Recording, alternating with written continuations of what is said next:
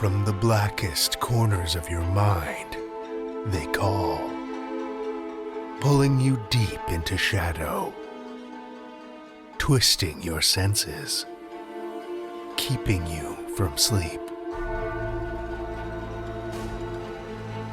It's time to face your darkest fears.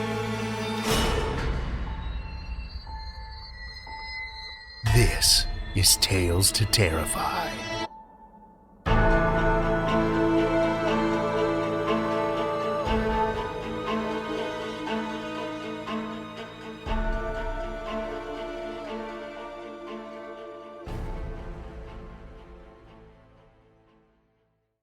Good evening, children of the night, and welcome to October. Our Halloween flash fiction contest is now officially closed. Not only did we get a monstrous stack of submissions, the quality of those bite-sized terrors has been otherworldly too. It's going to be a tough one to judge, exactly how we like it. Thank you to everyone who submitted, and stay tuned for our special episode on All Hallows Eve to hear the winning tales. A special thank you this week to a couple of new or newly upgraded patrons. Our deepest, darkest thanks goes out to Mai and BT Borchard. Your support stokes the infernal fires that power this podcast. Without you, keeping these flickering lights on wouldn't be possible, and it certainly wouldn't be as much fun. If you'd like to join Mai and BT behind the veil in supporting our show and earning our eternal undying gratitude, head to patreon.com/Tales to Terrify. There are interviews, bonus content, and ad-free episodes aplenty. The perfect complement to the encroaching creepy season. For tonight, we have two tales for you, about guardian eldritch horrors and the risks of messing with time. Our first story for the evening comes from Laila Amado. Laila Amado writes in her second language, has recently exchanged her fourth country of residence for the fifth, and can now be found staring at the North Sea instead of the Mediterranean. The sea occasionally stares back.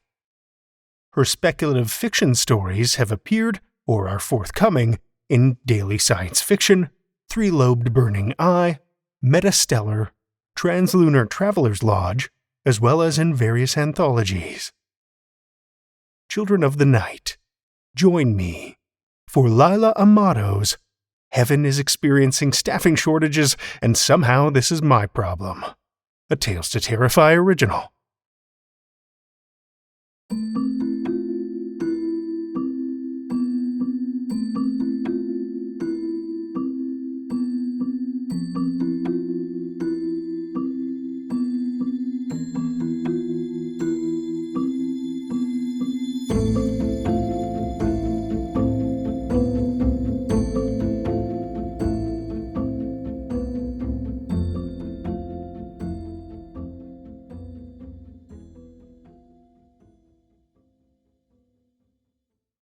So, listen up.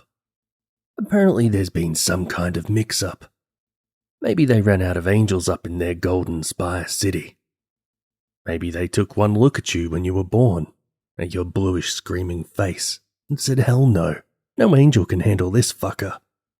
Or maybe this is all part of a larger celestial design that neither of us can hope to understand.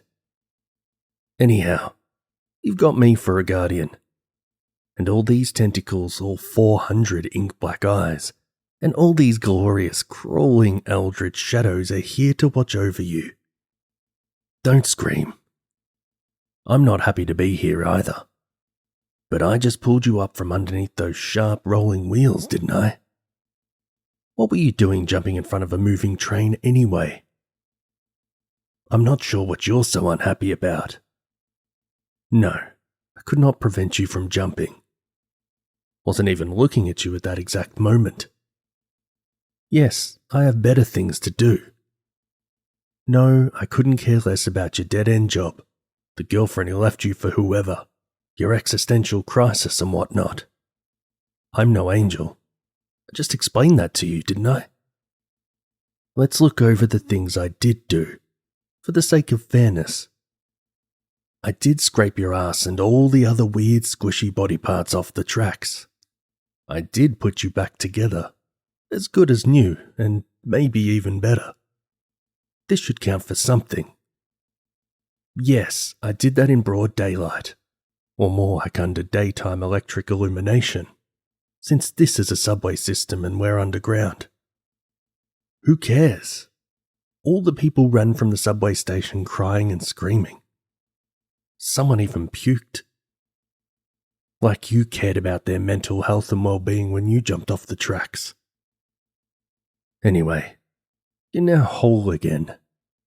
2 legs, 2 arms, as boring as it may be. Perhaps an extra eye somewhere. And oh, an added bonus. You cannot die.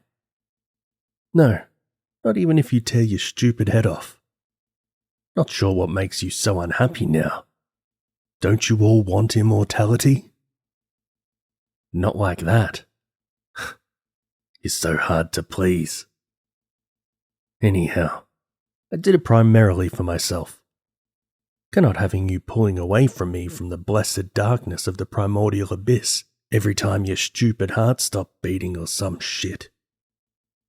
By the way, I suggest you get out of here before your fellow humans recover and come running back to lock you up in some creepy research facility with cages, tubes, and centrifuges. And one more thing. Find something to do with yourself. Eternity is a very long period of time and you don't want to spend it pissing me off. Because, trust me, there are far, far worse things than immortality that I can slap on your neck.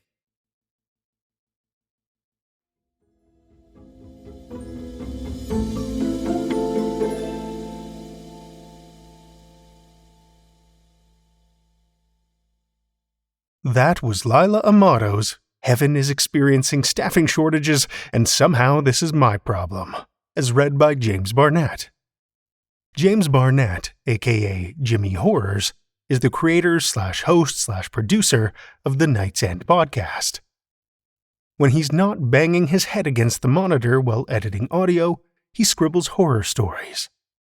Check him out at jamesbarnettauthor.com or the Night's End podcast at nightsendpodcast.com. The Night's End podcast is a short story podcast.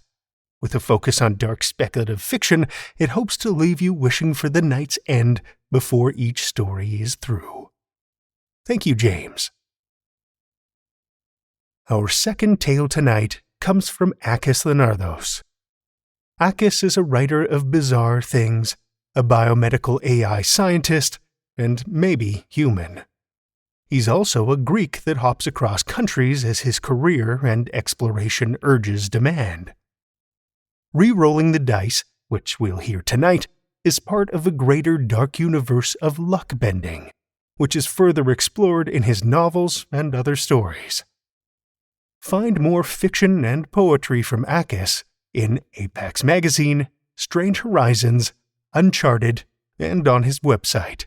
Link is in the show notes. Listen with me, children of the night, to Akis Linardos's Rerolling the Dice, first published in Gamut, February 2024.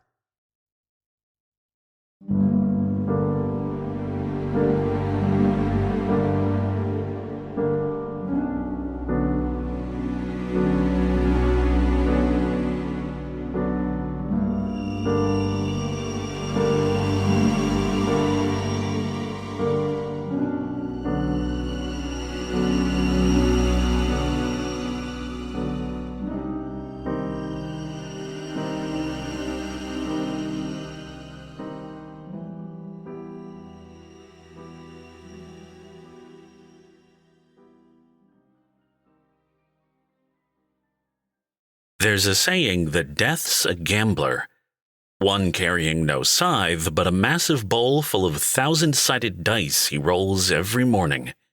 In the Academy, we know that's not true. The true gambler is life.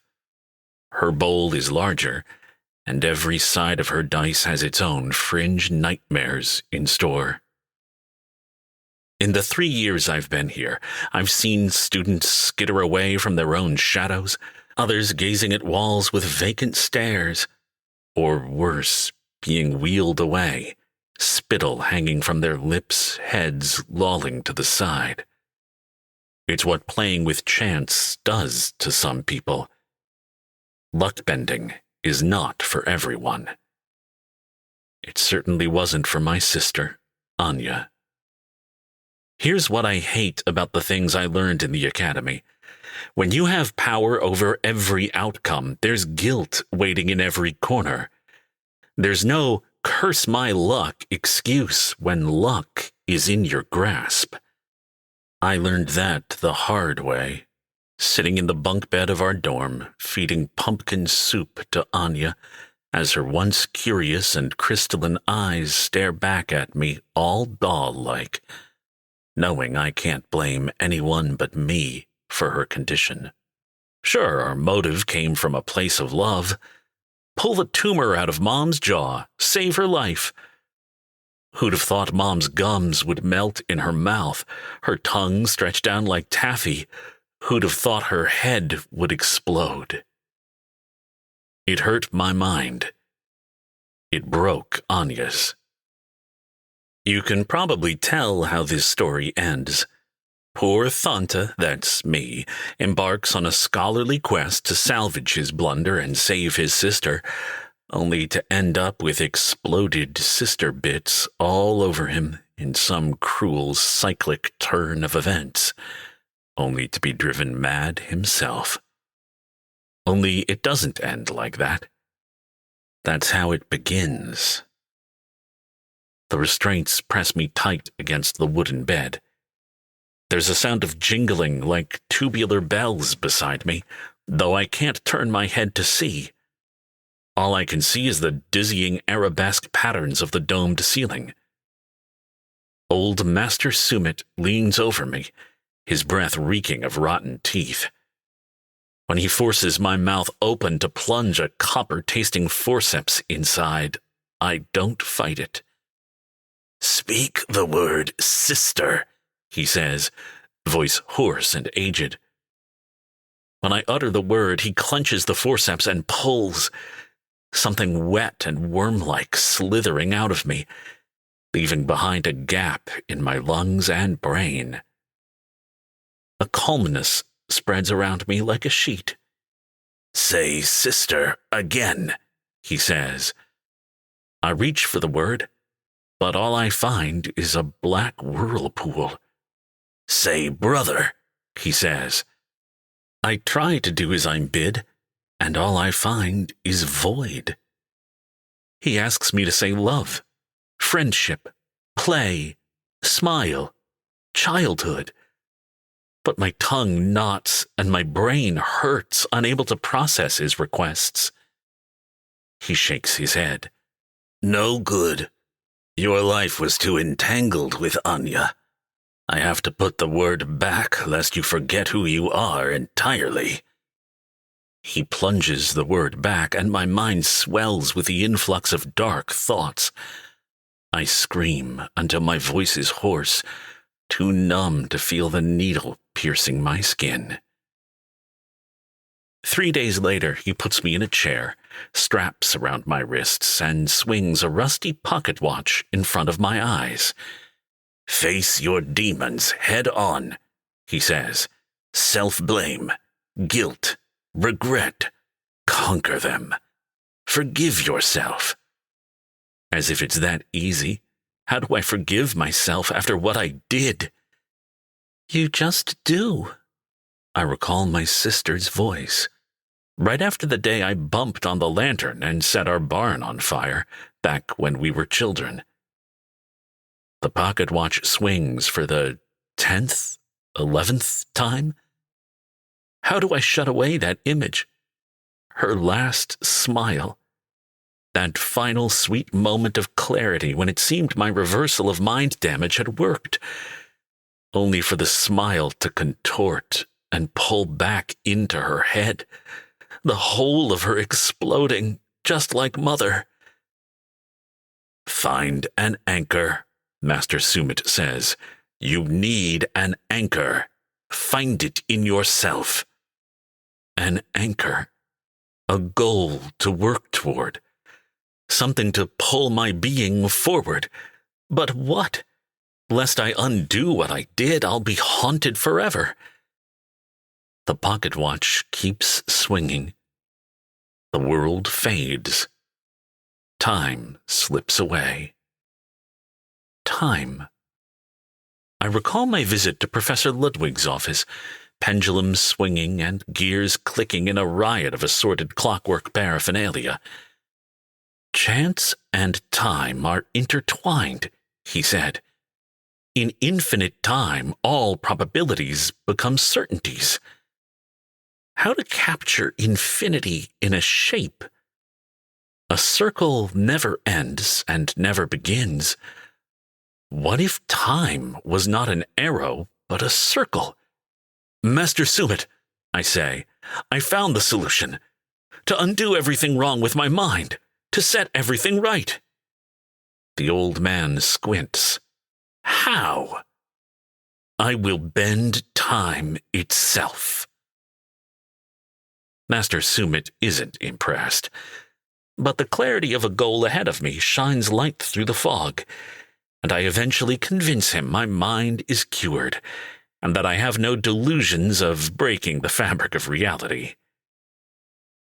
I return to my studies immediately after my release, not failing to notice the side looks from other students, the worried expressions of professors. They'll forget soon. No matter how outlandish the news, eventually no one gives a fuck. It's only a month before I ace my first exam, the one on temperance. It's midnight, and we're assembled in the great hall, moonlight shining through the mullioned windows etched on the walls, rims adorned with carvings of skulls stuffed with dice. The long dining tables have been removed, replaced by candelabra that suffuse the air with a waxy scent. Professor Jabari, an austere black woman 2 meters tall with a striking tattoo of a tiny anchor beneath her left eye, stands on the podium in front of the ever-shifting great mural adorning the far wall. It now displays a scene of men and women tied to wheels shaped and colored like roulettes. There's only one table left, in front of the podium, hosting an assortment of pistols. They're semi-loaded, the professor says. You know what to do. Clear enough. Point the pistols against our temples and bend chance to survive. Throughout the examination, my hand's the steadiest amongst everyone. Maybe it's nerves of steel, or maybe I craved oblivion for too long to care. We later find the bullets were rubber, but many still ended up in the hospital wing. I continue acing the exams and show exorbitant amounts of excellence. Around my 6th year of studies, 3 years since my sister's death, I meet Vela. She's a spade, highest tier before professor level. I'm still a diamond, and she's assigned as my supervisor in Professor Harmon's laboratory of mending for 2 years.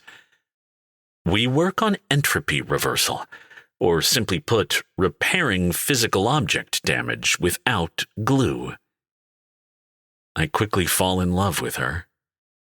Her warm smile is a start, but what reels me in is her passion for her work, her urge to mend things, to use luck bending for good. One day a student's experiment goes awry. In his efforts to mend a chair's leg, Axel bends the wrong chances and the rooftop comes tumbling down. Luckily, I'm there, an erudite user of good fortune. Every piece of debris misses them, and a huge brick lands just to the side of Vela. She hugs me, shaking. Hard as it is to restrain my emotions for her, I do so for 2 whole years, until I'm finally promoted to Spade myself, officially no longer her student. I wait a while longer, but eventually I make a move and find my feelings reciprocated. Physical contact is one thing, but what really solidifies our relationship is the sharing of secrets. "You always seem as if you're somewhere else," she says to me one day as we lay in bed. It's a larger dorm I live in now, with its own bookshelf to one side and long, sanguine curtains hanging down the windows beside my bed, shining blood-red light to my waking moments. The view beyond shows the vast fields of Murthang, an orange ocean of pure autumn. When you focus on a task, your body is there, your powers are there, even the part of your mind required for the task is there, but it seems like a crucial component of you is somewhere else, traveling in distant lands, looking for something. I lean forward and kiss her. "I guess it is. You probably know what it's about. Everyone who's been in the academy 4 years ago knows what it's about." Her eyes drift down my mouth.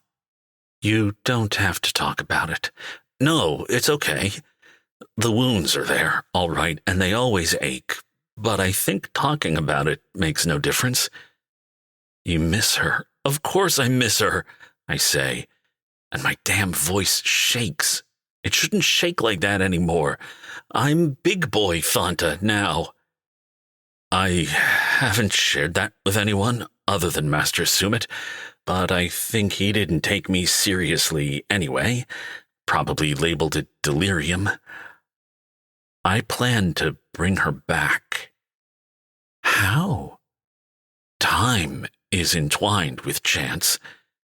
If I bend the chain of probabilistic events, twist the arrow of causality to point back on itself, it will...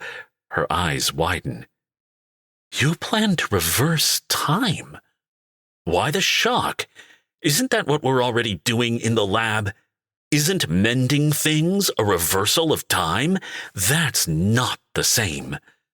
Mending injuries, fixing things, that's small scale.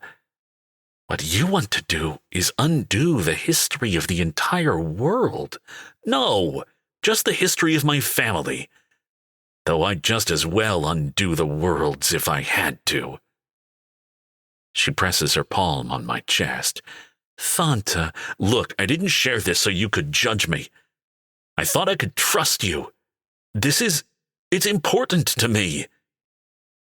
She pulls me closer, presses my head on her chest, and runs her fingers through my hair. That's when I let go. I tear down all the walls I built around me, rip apart the facade I conjured to cover my true face. Finally, after 4 years, I allow myself to weep. By the time I reach professorship level, I have mastered entropy reversal on a local scale.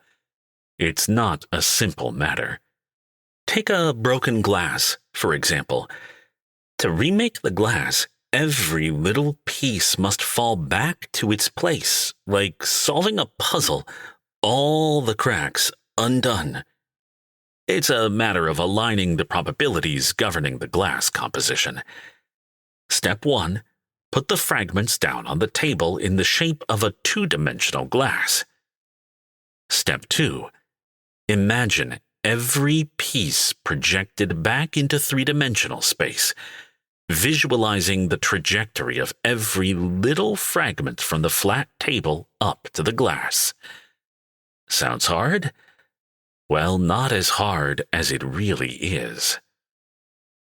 My desk is now adorned with a dozen once broken glasses, and Vela thought to trap fireflies inside for improved aesthetics. A comforting environment, especially coupled with the sandalwood incense she gifted me. But the glasses are also a constant reminder. No matter how much I achieve, my goal is 1,000,000 miles away. I have to try a living thing, I tell her one day. She shifts the glasses around nervously. You knew it would happen eventually, I say. She sighs. Your lab is top in the academy. You have achieved so much. Your students look up to you and admire you. Why can't you open your eyes? My eyes are open. I haven't lost sight of my goal. No, they are not. You refuse to let go. It wasn't fun or pleasant what happened in the past, but it's part of your story, part of the path that led you here. It's not, oh, I see. So you're proposing my sister's death is a good thing because it made me who I am. Is that all my sister's life amounted to? A stepping stone in my career? She averts her gaze. That's not what I meant. I recognize that look on her face. Guilt. What right do I have to distribute my guilt around as if it were a disease? I pull open my desk's first drawer, presenting the stinking carcass of a rat. I was scavenging around the archives of the old library for information on anatomy and organic entropy when I found it lying there in the corner. I smile. Felt like a sign. The dead rat felt like a sign. Right. It's a start, Thanta. You know what happens to those that mess with absurd probabilities, right? Do you want to end up in the psychiatric ward again? I inhale deeply. It's triggering to think about. Days in bed, waiting for time to just pass you by. Struggling to fall asleep and lying to yourself that this time you'll never wake up. That this time sweet oblivion will take you and you'll finally be at peace in a dark place where none of it matters. And then you wake up screaming, realizing the nightmare is still as real as ever. I'll do whatever I have to make things right. She draws close and kisses my forehead. I hope it works out for you, Thanta. I really do. Every time a rat explodes in my hands, I get tremors. Anya's face comes to me again, her last smile. Mother is there as well, but she's faded now. Perhaps because we carried that burden together, Anya and me. Perhaps because she got to carry most of that burden, and it broke her. I experiment in secret. Don't want Vela to see me like this, nor my students. There's a part of me knows I shouldn't be doing this, that I'm wreaking havoc in my mind after so much effort to stabilize it. And then I remember my sister's laughter. Us lying beneath the stars and contemplating other worlds in the heavens. Contemplating how much we will achieve in this world, mastering good fortune and becoming full professors. Perseverance, they say, is rolling a die that's rigged against you until it erodes enough to fall on your side. The 50th time does it for me, after 3 long years.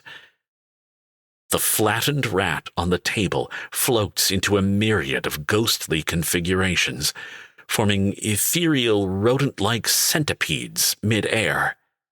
And with a shifting of my eyes, one of the ghosts materializes. Entropy is reversed, and the rat squeaks up at my stupid grin. I know I should be dreading the next step. Human experimentation would make the boldest cringe. But I don't. My heart pounds with excitement. Entropy reversal experiments on fresh cadavers is not a proposal I want to bring to the Academy's Ethics Committee. Instead, I strike a deal with the undertaker of the local graveyard, a blond young fellow with aspirations to join the Academy. Promise him a recommendation and a chance to take the exams. He lets me use his home basement by the graveyard for my experiments and provides a steady source of cadavers. Now, a professor spending his entire evening in the graveyard will raise questions. But, like anything in life, being witnessed is a matter of probabilities. Absent-minded folk are like leaves in the river of chance, and most wandering students are easily swayed. All it takes is a tug at the wind or a slant of sunlight reflecting the right way. Their paths never cross mine. I visit the old archives again to research human anatomy when a waft of stench washes over me. A long trail of rat excrements covers the floors. Sure, the place is abandoned and rarely cleaned, but I wouldn't expect so much to have gathered so quickly. I cover my nose with a napkin and trace the bookshelves for medical studies from before they banned human experimentation. It's a treasury of knowledge. My research yields fruit, and by the time a few of the more perceptive professors start noticing my absence at nights, I have done it.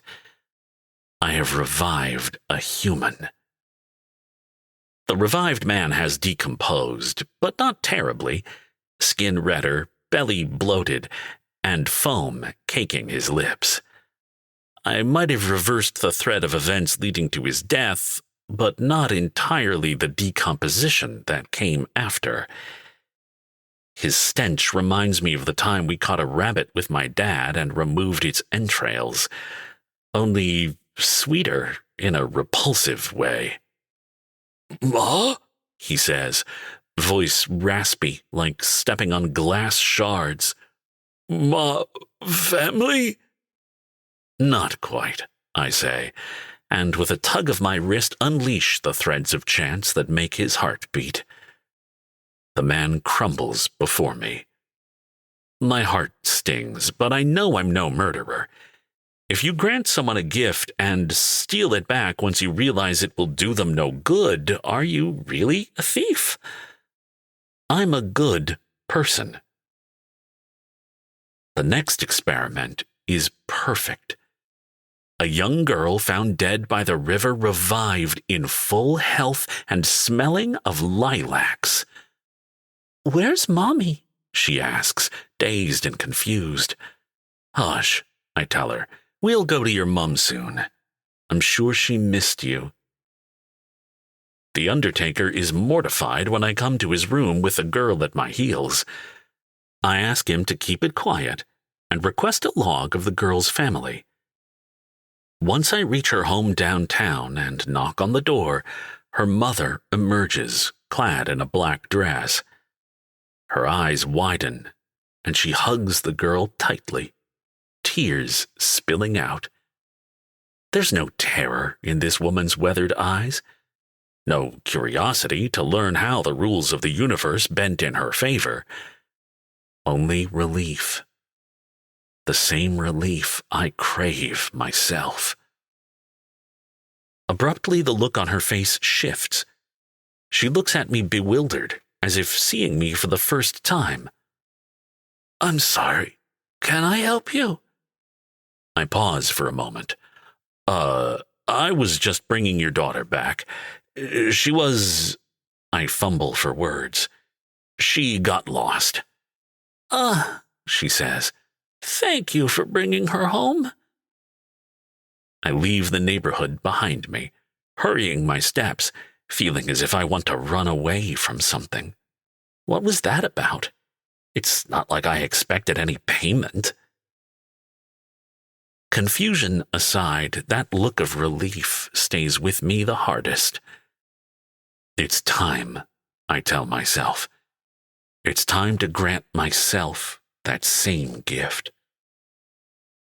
I pull Anya's coffin out of the mausoleum myself, yank it open to face her remains. Headless, save for the bone shards and rotting brain debris sprawled on the velvet above her chopped neck. Dear sister, my brain has swollen with painful memories of your demise, and I forgot the joy you once brought me. But we'll carve new memories. We'll bring our paradise back.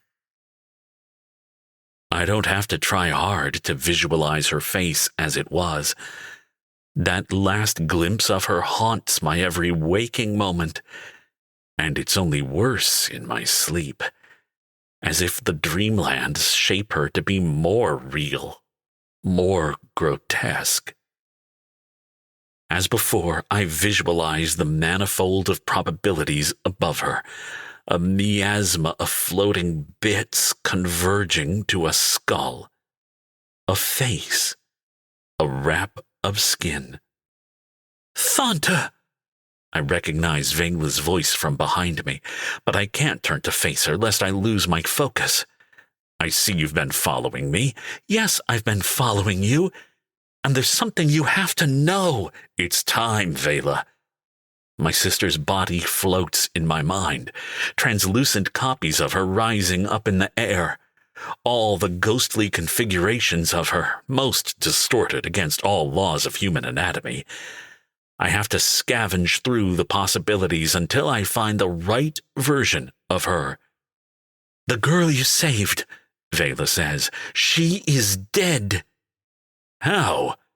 Her own father killed her, Vela says. They caught him tossing her corpse in the river stream. Thanta, he has no memory of her funeral or of her dying before. You think coming to me and spilling this nonsense will stop me? I worked too long for this. Thanta, I'm scared for you. You don't know what... With a shifting of my eyes and a pricking of my thumbs, the manifold collapses. Probabilities converge. My sister materializes. All the flesh and bone bits floating up and settling in the shape of her inside the coffin. Anya smiles when she's complete. That same smile that haunted me for so long. Thanta, what? I pull her to my embrace, taking in the smell of her hair, the same as it was before all of this happened. She whips her head around. Why am I in a coffin? I pause. I think you wanted to pull a prank. A prank? She exits the coffin. The dark dress she wears is torn at the seams. Must have hit my head. It's a bit foggy. I turn my head around. Where did Vela go? Vela? Yes, Vela Grendelmar. We've been... What have we been? Brother? Are you okay? I touch my head. Feel like someone shoved a sledgehammer in it. Vela. That's the girl from Harmon's mending class, right? The one from the incident 2 years ago? Incident? Right. Some student messed up and had the whole room crumble on them. Whole lab died. It was big news. Did you hit your head too? No, I rub my temples. Have you ever felt that you had this scattered dream, so powerful it feels like a far-off memory? She tilts her head. Never mind, I say. Let's go. Thanta, she says, and with her thumb rubs my cheek. It's wet. I touch below my eye and feel a single tear streaking down. Don't know where that came from. I lay my hand over her shoulder and pull her out of the mausoleum. Let's go. I have mending classes tomorrow. You mean good fortune classes? Yes, I say, feeling a veil slowly lifting from my eyes. Yes, that's what I meant. There's a saying that death's a gambler, one carrying no scythe but a massive bowl full of 1,000-sided dice. In the Academy, we know that's not true. The true gambler is life. In my long time as a professor, I've seen many students lose their sanity, and even their lives. Professors are not immune either. Harmon still visits Master Sumit, haunted by that incident. A gory scene of death in the class where he nurtured his precious students to heal and mend things. I hope the Academy's Ethics Committee will allow reopening of the mending class. It has a lot to offer if used by the right hands. Finding the right hands is all there is to it. Luck bending is not for everyone.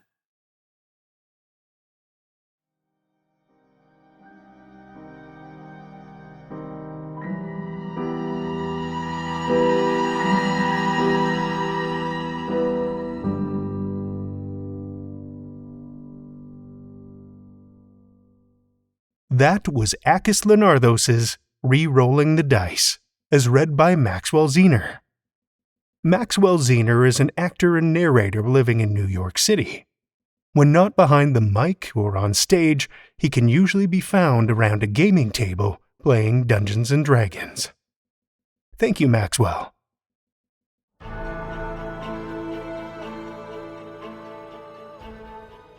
Well, children of the night, the hour is late, and we've run out of tales to tell.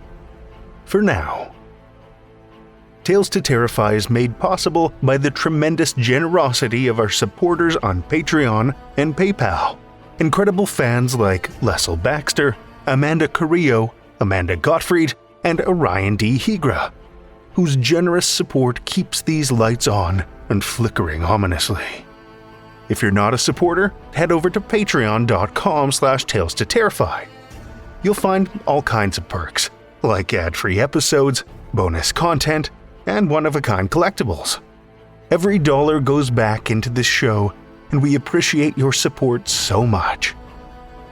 Want another way to support the show that doesn't cost you a cent? Head over to Podchaser, Spotify, or Apple Podcasts and drop us a 5-star review. You'll not only put an unnaturally wide smile on our faces, but help new listeners discover our terrifying tales, too. You can show your love of the show out in the world with some Tales to Terrify merch. TalesToTerrify.com/merch will take you to our TeePublic store, where we've got a great collection of creepy custom and curated designs. Tales to Terrify is produced by Seth Williams, Meredith Morgenstern, Andrew Gibson, Crystal Hammond, Spencer Disparty, and myself, Drew Sebastini, with original theme by Nebulous Entertainment. Tales to Terrify is distributed under a Creative Commons Attribution, Non-Commercial, No Derivatives license. Join us again next week as we welcome horrors into your home with more Tales to Terrify.